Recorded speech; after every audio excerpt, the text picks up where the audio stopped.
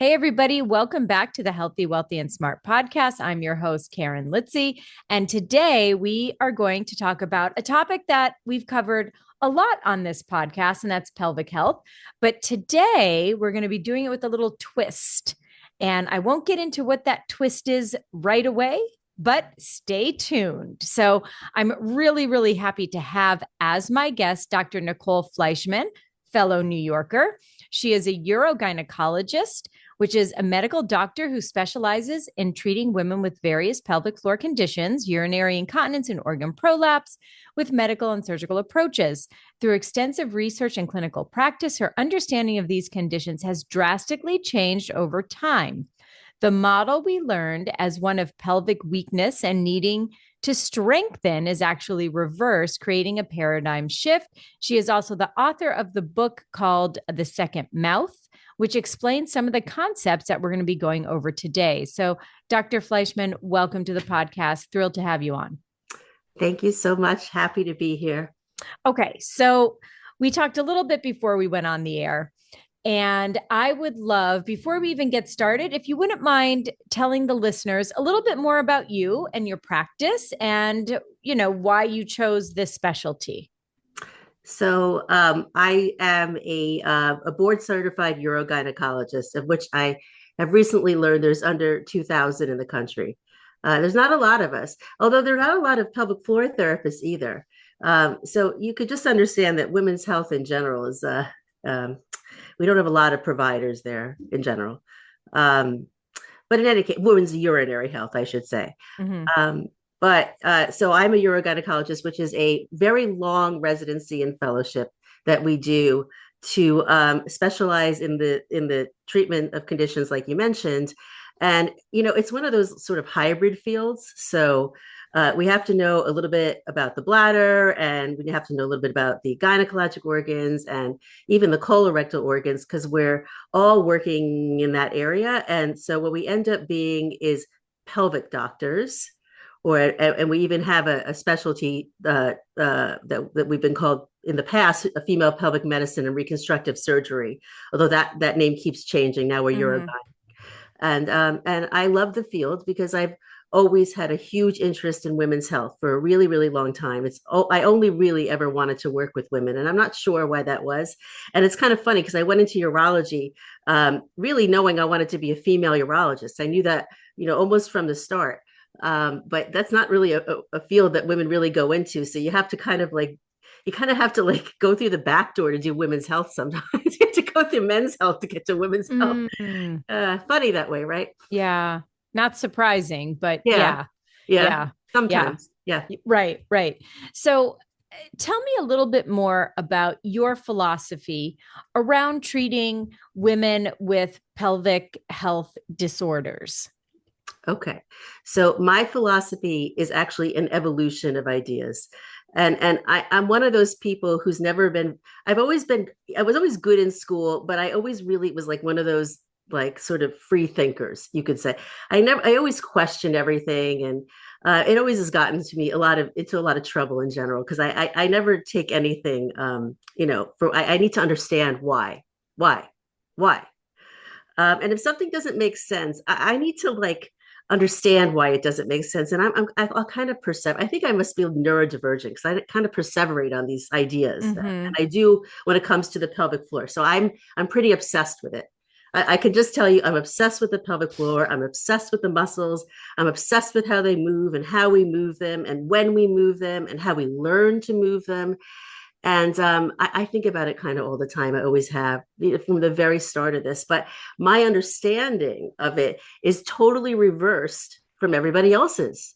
So my understanding of the pelvic floor seems to be reversed from what everybody else understands. But I'm following the books. I'm actually following the data. And what I'm realizing is that we are not weak and need to learn to tighten. We are too tight and need to learn to open.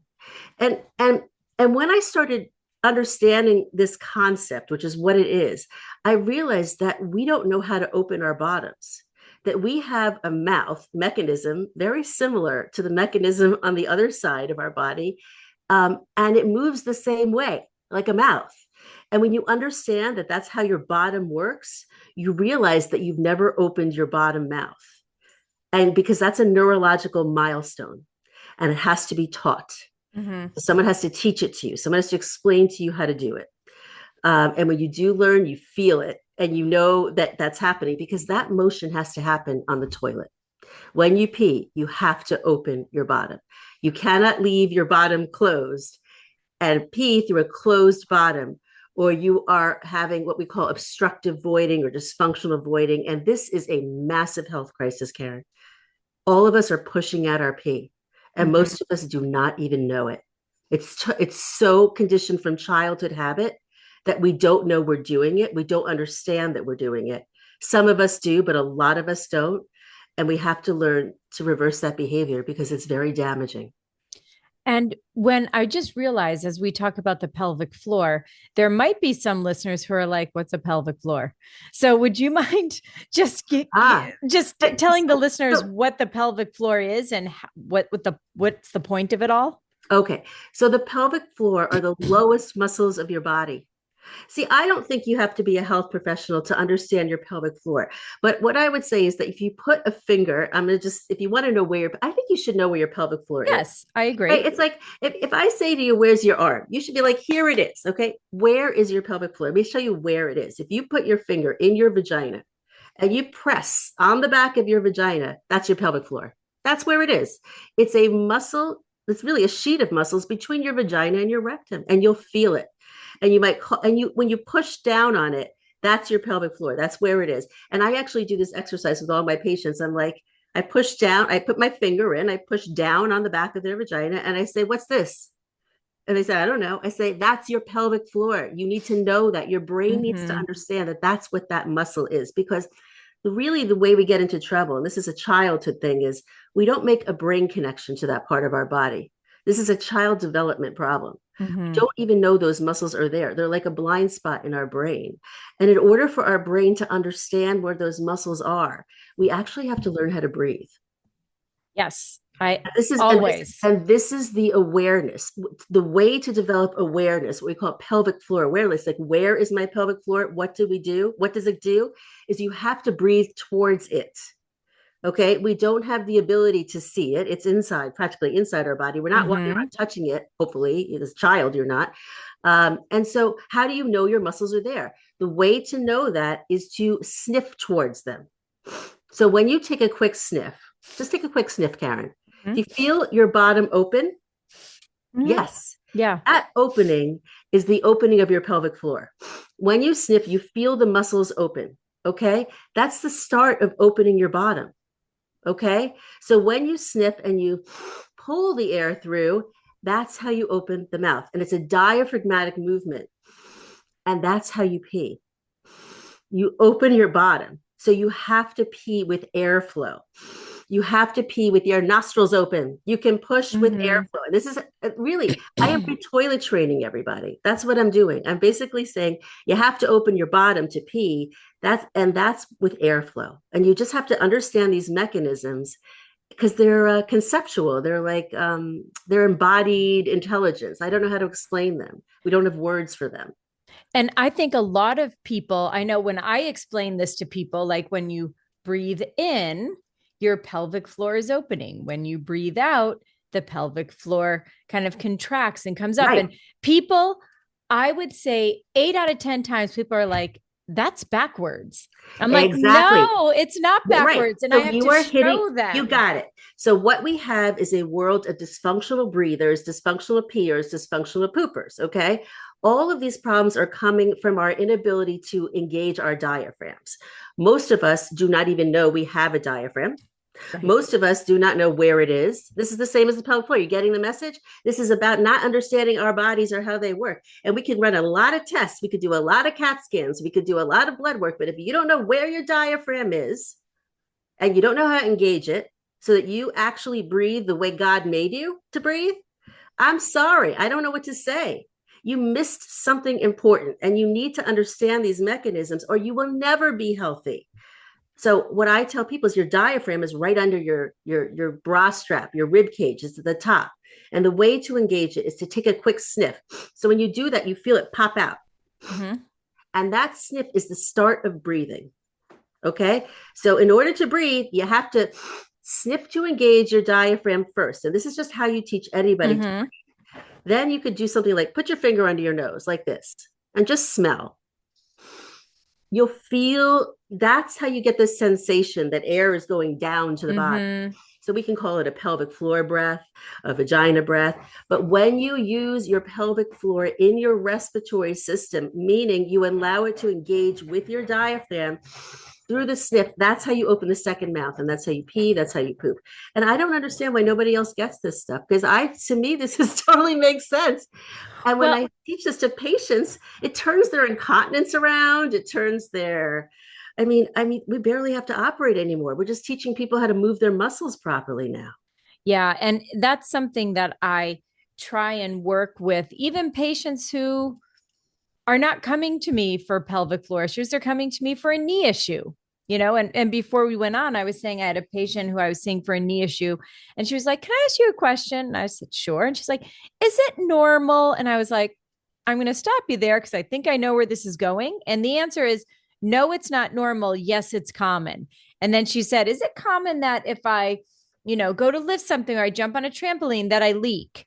Yes. And I was like, "No, not normal. Yes, it's common. Now let's get to work." And How old was she? I think she was in her 30s at the time. She had two children. Okay. Um, We're seeing a lot of that kind of leakage in young women yeah, athletes too.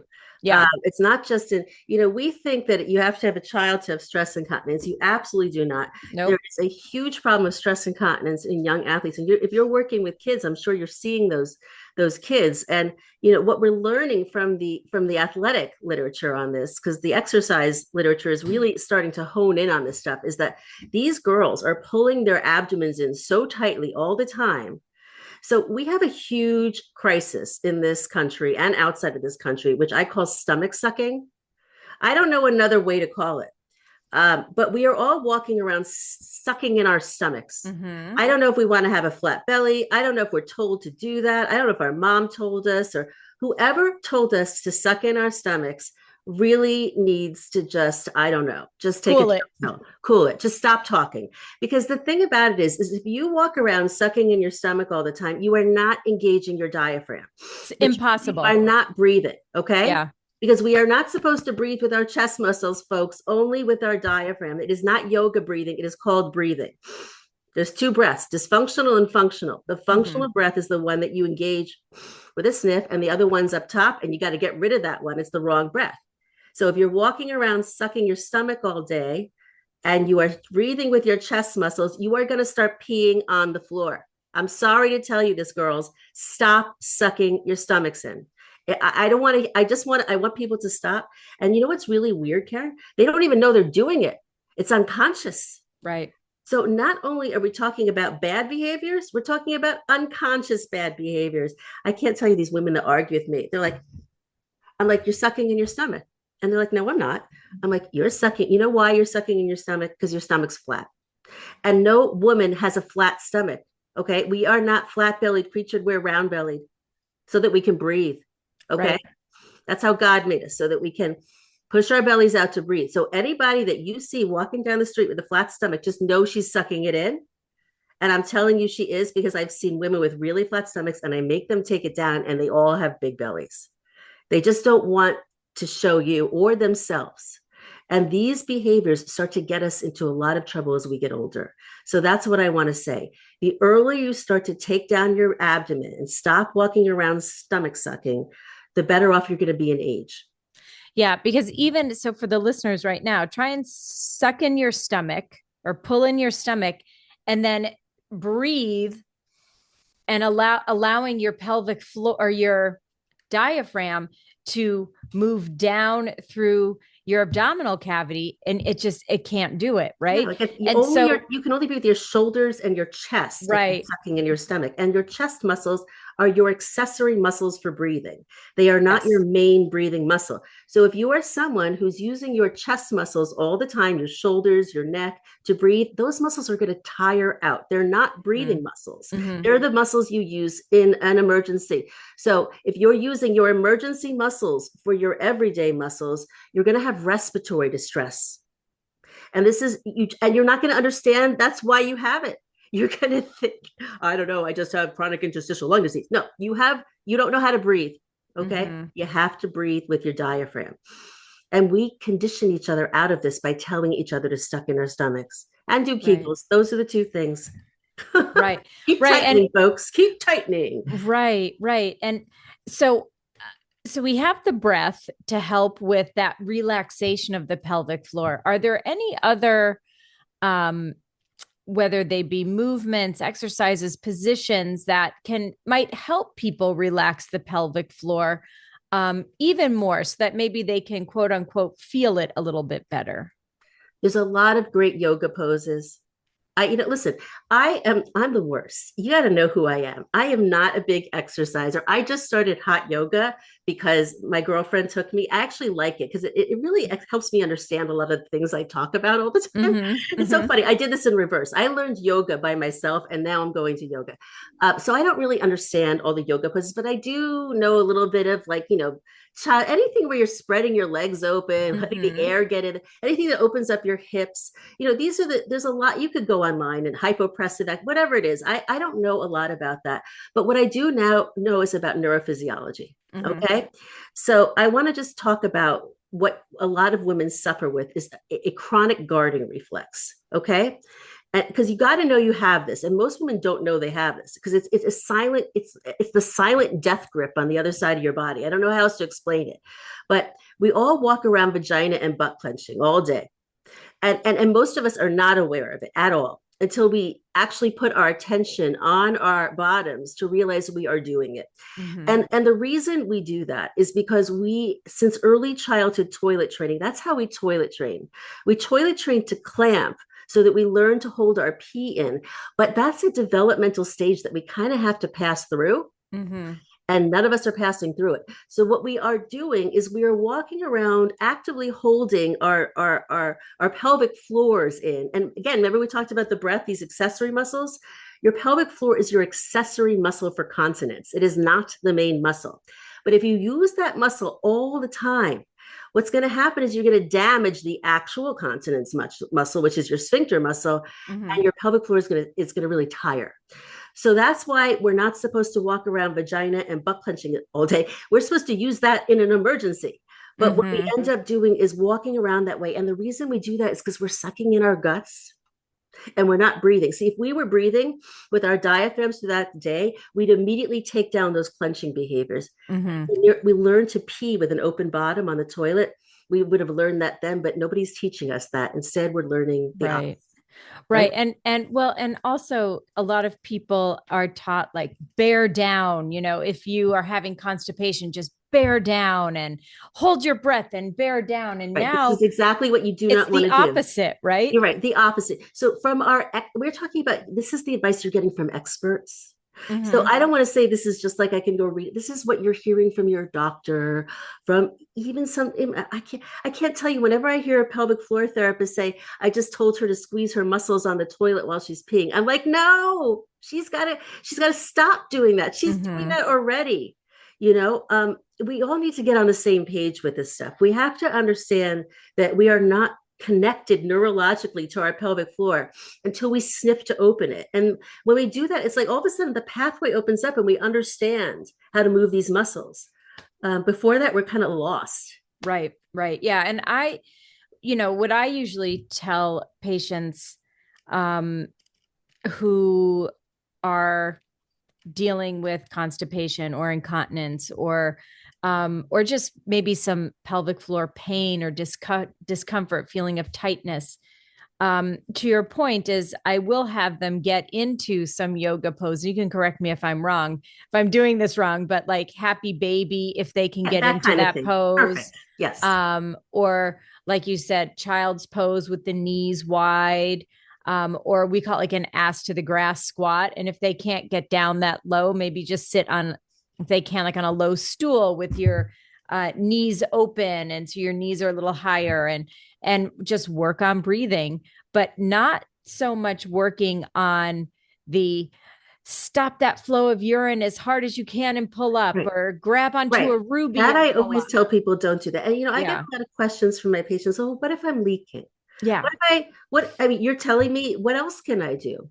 And so I understand why people want to do those strengthening exercises after when they start leaking, because you can strengthen your pelvic floor enough to be strong enough to hold that pee in. But you see what you're doing? You're really accentuating your childhood voiding dysfunction. Okay. Because if you only know how to squeeze and you have not learned to open your bottom with airflow, you're going to over tighten your pelvic floor. And even if you get dry from that, you're going to develop other problems later. And you probably will develop them earlier, like constipation. Then you go in the other direction. So without that Right. kind of pelvic floor awareness, Kegel's exercises are very dangerous, even if you have a weak pelvic floor. And when I say weak, I mean, it's never weak. It's discoordinated. It's misaligned. When Right. you learn to coordinate things, things just start to heal. But when you're out of alignment, nothing heals. Yeah. Okay. And you keep making the same mistakes over and over and putting pressure on the same parts of your body that you shouldn't put pressure on. And things just get out of whack. And before you know it, your bladder's on the floor. That's how Right. that works. And so that kind of leads into the next question that I wanted to ask you is, as a urogynecologist, when is the time where you say, I think surgery is necessary?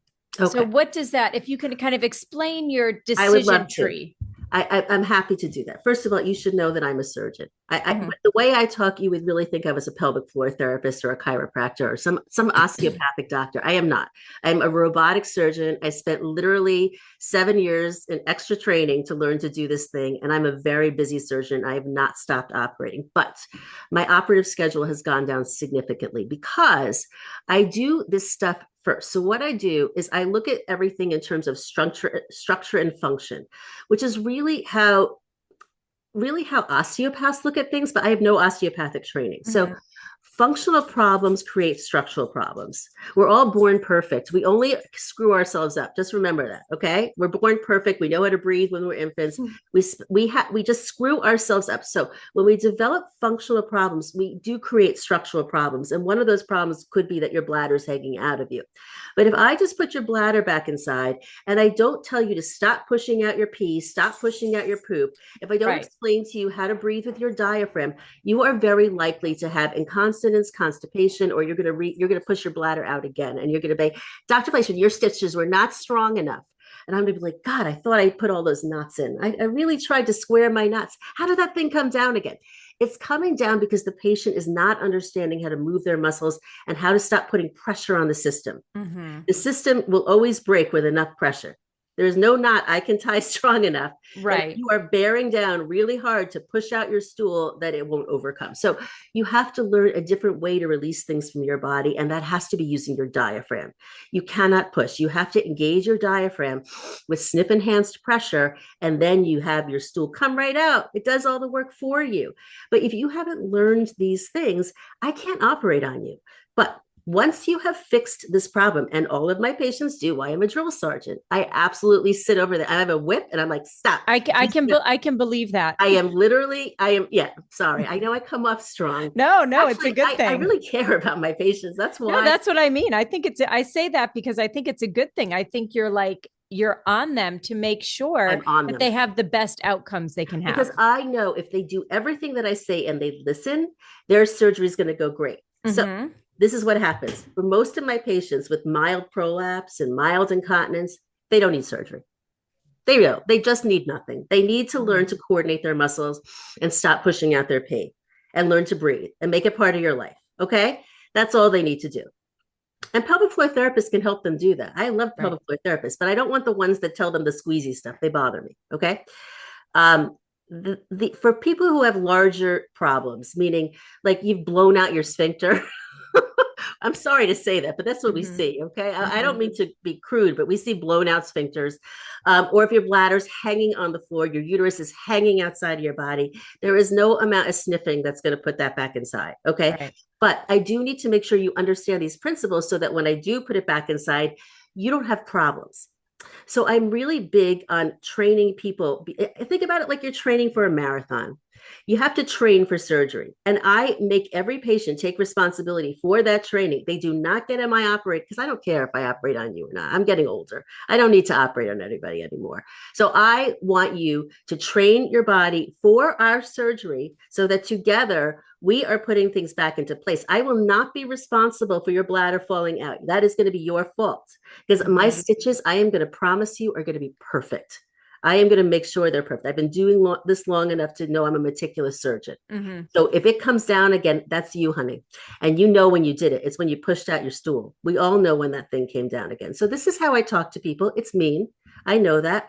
But I want women to be empowered. I don't want them to think, oh, prolapse is something that just happens to me. No, it's happening because you're bearing down. And Right. it happened because you pushed your child out too without opening your bottom.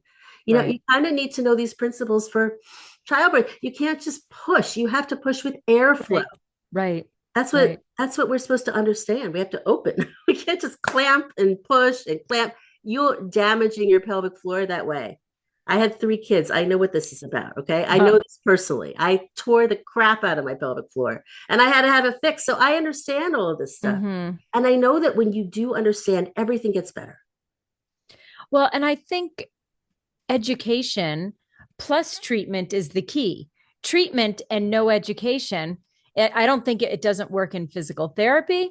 Right. I don't think it works in surgery. Not at all. It just doesn't work. It And treats women like objects. We're not right. objects. We are subjects. We actually move and we breathe and we do all these things. And if you're just like, oh, I'm just going to fix you, I'm just going to nail you closed and you're going to be, no, I'm a moving, breathing body and I might change. My body might change. So, we have to treat women as empowered beings. Okay. Yeah. We create a lot of our own problems and we don't know it because nobody's guiding us to teaching us about Right. what we are, how we work.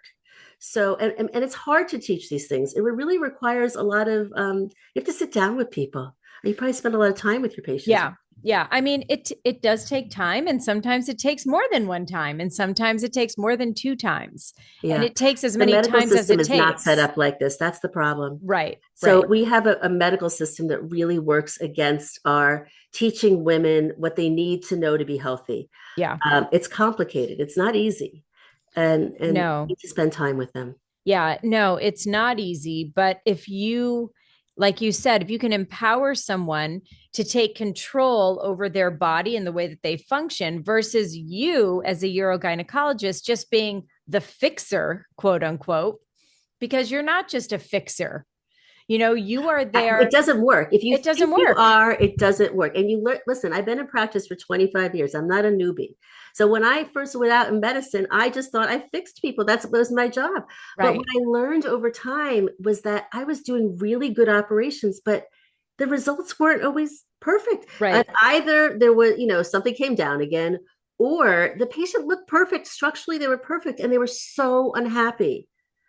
They were so constipated, or they were so this or Right. so that, or things that they hadn't felt before, they were now feeling problems that they hadn't had before. I'm now creating by operating on you. And I thought it was my stitches. It wasn't. Mm-hmm. It was a functional problem that I'm missing. Every patient has. Yeah. Yeah. And we just And have to understand that. right. And I think that's where we, as within the medical profession, and have to really move away from. And I do think now, listen, my friends are sort of self-selected, right? And my colleagues in PT are self-selected, but kind of moving away from that biomedical model where it's either something internally or something you're physically doing to yourself. That's the problem. When in fact, we have to expand out and look at things from a biopsychosocial lens where, Yes. yes, there's the biology. Yes, there's a psychology, as you said, the person's miserable. And then there's the social aspect of it as well. To your point before, everyone's sucking in their stomachs. That's a social construct, right? Yes. That is Yes. making an effect on the biology or the biomechanics of how we move. So if Well you're there, said. Oh if my you're there goodness. just to be a fixer, well, you're taking out all I mean, the other parts of the person. That's exactly what I think. I think we are not posturing ourselves correctly. We have a posture problem as a species. We Mm-hmm. don't understand that we are not flat-bellied, straight-spined creatures. That is not Okay. our design. Right. That is a design that we are striving for, and we see it out there in the media. But as long as you convince yourself that you're trying, listen, if we were born to be straight spine, flat bellied, we'd have a spine on both sides of our body. But we do not. We have soft tissue on one side of our body and we have bones on the other. And that's because one side is meant to be straight and the other is supposed to move because our organs need to move. In order for our organs to get blood and oxygen, there needs to be some mobility. So for all these stomach suckers, and they're like, think about your organs. Just take a little empathy for your organs. Think about your poor liver in there. It's asking for some space. And as soon as I say that, all of a sudden they stop sucking in because they feel bad for their liver because they're nice people. But like, honestly, they're not thinking I'm my liver. I'm compressing my liver when I'm sucking my stomach, because I think we're causing all sorts of our problems in our body by doing that. Yeah. And like, gone are the days of women wearing corsets all the time. I was watching an interview with Emma Stone. She was in the movie The Favorite, and she had to wear a corset every day, almost the whole entire time. And she said, as a result, her internal organs shifted. Yeah. And not in a good way. Right. You're going to create disease in your body this way. And there's this thing that a lot of, I have a lot of Latina patients. Okay. I just, I work in a community, it's a community hospital. So we have, and this faja thing. What is it? You know what the faja is? It's like this. Oh my God. It's basically like a Spanx that goes so tight over their abdomens. They pull it up. So they're like pulled in. And it's really almost like a social media thing too. And I'm like, you got to get rid of the faja. I mean, we are killing our internal organs with these compressive devices. Or if we're not using a compressive device, we're just sucking it in. Right. No wonder why they're coming to see you. Like I always say, you have your sort of pelvic or your abdominal cavity, and within that, there's a pressure system to it. Yes. So if you take the middle and you squish it, where's the pressure is going to go? You're either going to have some really terrible acid reflux. Thank you. Or you're having terrible thinking. This is called thinking, Karen. Yeah. People are not thinking. They think the body is magic. I'm like, no, there's tissues and fluids in there. And if you're squeezing one part, it's going in the wrong direction. Right. Just think about it outside of you. We are not miracles. We can really screw ourselves up. Yeah. And we have to understand how to not put pressure on our internal organs. Right. That's a skill we develop with neurological development. But we are not getting there as a species because we are all conditioning ourselves to suck inward. Yeah. And we're also pushing out our pee. We're not realizing airflow needs to go with the urine. That's when I think we're supposed to learn this stuff during toilet training. I think we're not toilet trained properly. That's what my book is about. Right. Is called The Second Mouth. And I just put it out, and it's about all these concepts.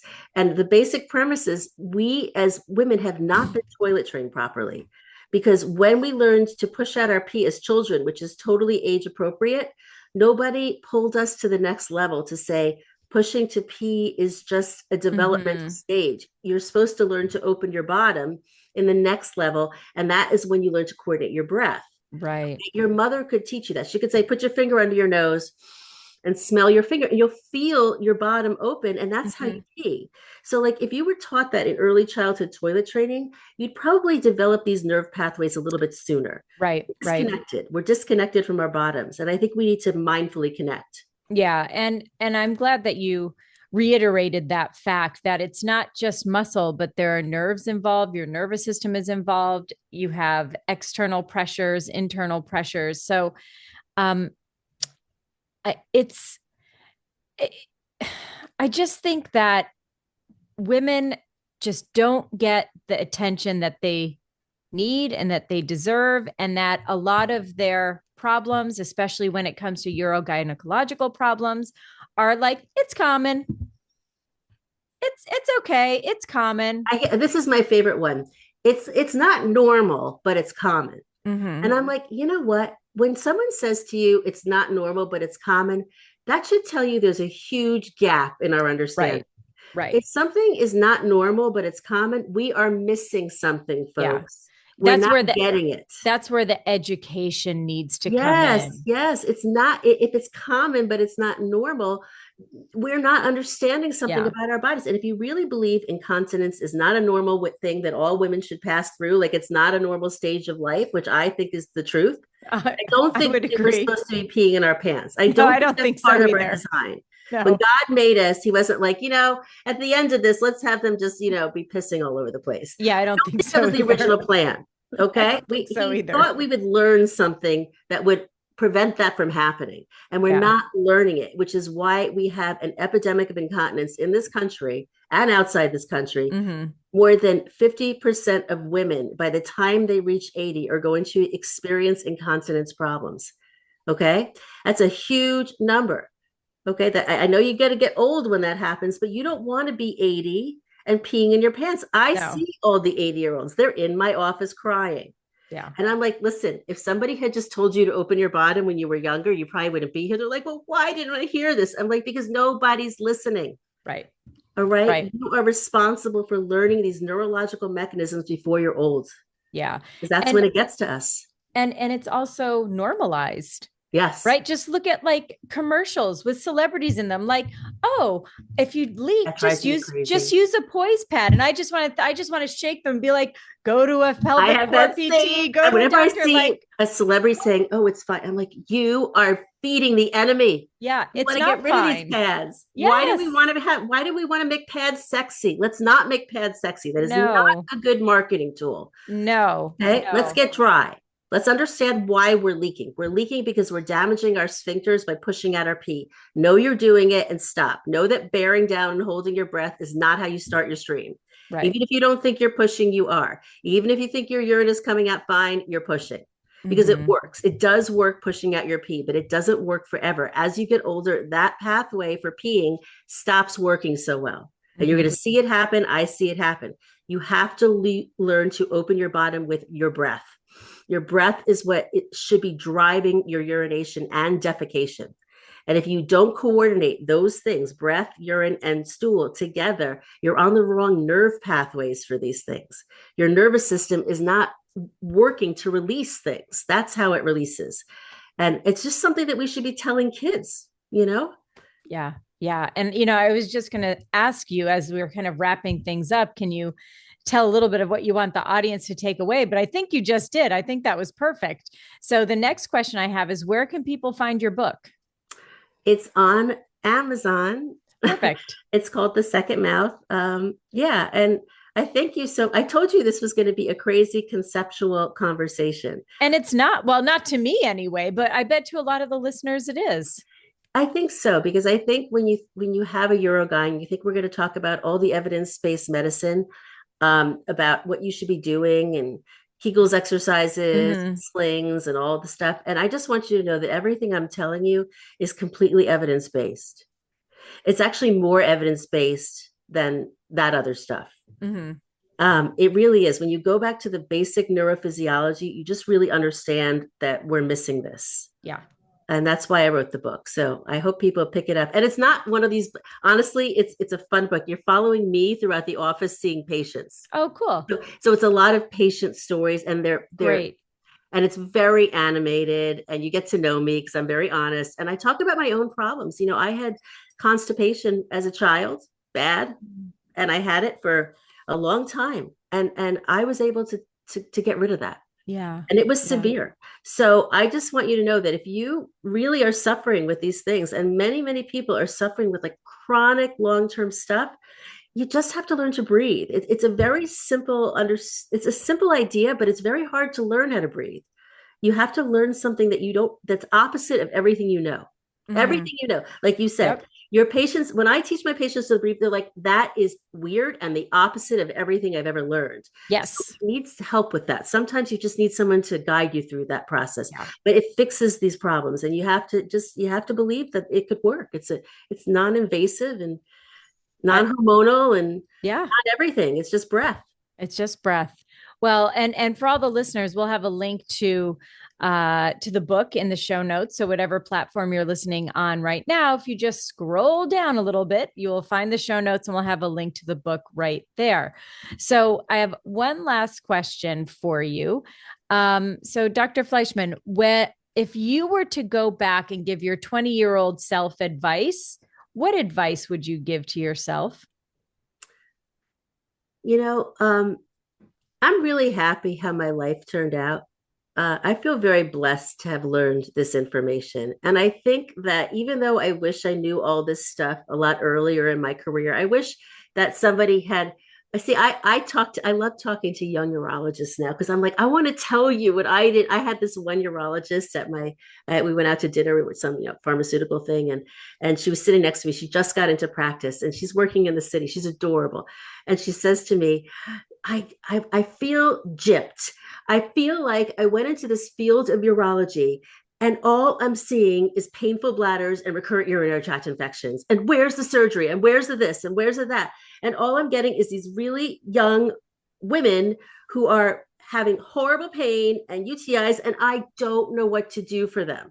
I don't know what to do for them. Here she is, just out of residency. Mm-hmm. And I said to her, I'm going to tell you what I wish someone had told me at that time. Tell them to straighten their spines. Tell them to lean forward. Tell them to relax their lower abdomens when they do that. If you're sucking in your abdomen, you cannot pee. Put your finger under your nose and smell and release your urine that way. And you will stop getting urinary tract infections. You are stressed out. And you are so stressed that you're clamping your bottom so tightly and you don't even know it as you're releasing urine. Okay. You got to fix their voiding dysfunction. And she started doing this in her practice. And she said it changed her whole practice. So look, I just think I wish I knew that, but I want to just say, in a lot of ways, I couldn't have known it back then. Right. It was an evolution of understanding and research and learning from patients, and all those things is what have gotten me here today. So I wouldn't change a thing. Perfect. And where can people find you if they want to reach out to you, or maybe they want to come and see you, they want to consult? How can they get in touch with you? Okay. So I'm in White Plains in Westchester. I'm at a White Plains hospital. Okay. It's my practice. And I'm on TikTok now. I've gotten on TikTok. I am putting out videos on stop Kegling and stuff. I'm trying. I really am. I'm like, maybe if they hear it from a urogyne, it'll help. I don't think it will, but I hope it will because I'm trying to be very clear with my language, as you can tell. Yeah. And be very direct with people because I don't think I'm going to change anything if I'm not really direct. Yeah. So that's what I am. Perfect. And we'll have links to your social media and also links to the hospital as well, all in the show notes. So Dr. Fleischman, thank you so much for coming on. This was great. I really appreciate all of your knowledge and sharing it. So thank you so much. I learned a lot from you and I learned a lot from everybody. So thank you for sharing with me too. Oh, anytime. And everyone, thanks so much for tuning in. Have a great couple of days and stay healthy, wealthy, and smart.